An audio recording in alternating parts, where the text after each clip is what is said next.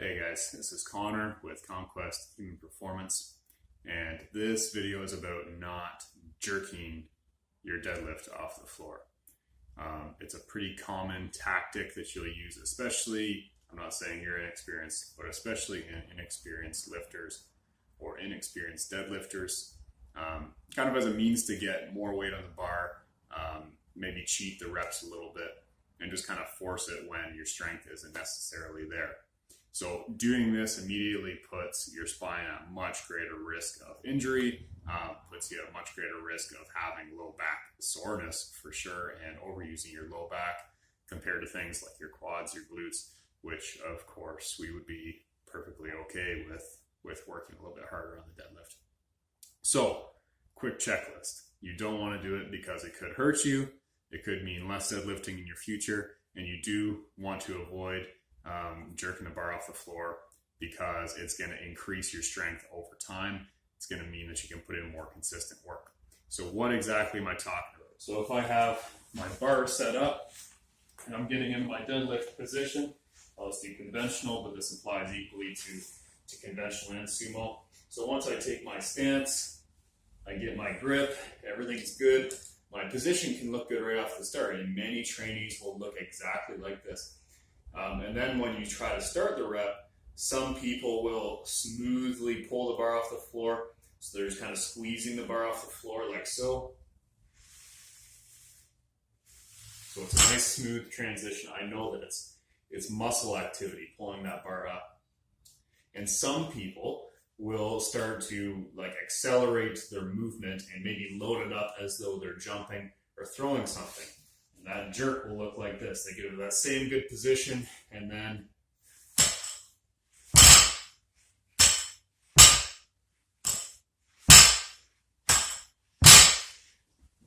so if you go into that jerking kind of movement, it's your body telling you, or it's your actions rather telling you, that you are probably not strong enough to lift that weight off the floor with good technique. And if that's the case, it's not a situation where you want to force it, because doing the jerk like that can absolutely help you get the bar off the floor.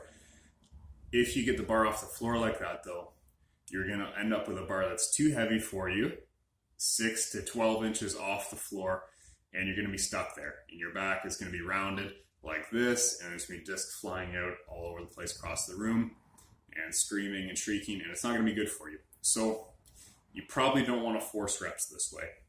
That rapid change in position and rapid change from no load to heavy load is what's really going to put your back at risk. So don't force it.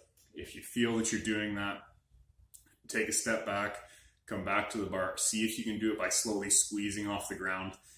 If you can't do a squeezing off the ground, then consider lowering the weight and putting in more practice, getting more volume at a lower weight with good technique, because a lower weight with good technique is going to build you much better over time compared to a weight that you can't handle and really sacrificing your technique. And the best part about this is that if you kind of squeeze the bar off the ground, if you ever do fail on a deadlift close to the floor, it's going to be because you can't get the bar off the floor. So your failure rep will look like this. And nothing will happen. So there's very little risk of you actually hurting your low back if the weight is too heavy for you. That's a beautiful position to be in. You know the weight was a bit too much, you come back at it another day. If you end up jerking off the floor, like I said, and you end up floating a weight around your knee that you can't really handle, you're probably going to be in some trouble, and you're definitely going to be feeling it the next day, and probably not in a good way. So avoid jerking it off the floor. Don't jerk it so much. If you have any questions or comments, definitely leave those in the comment section below, whether it's YouTube or Facebook, wherever you're seeing this. And I'll talk to you guys again soon.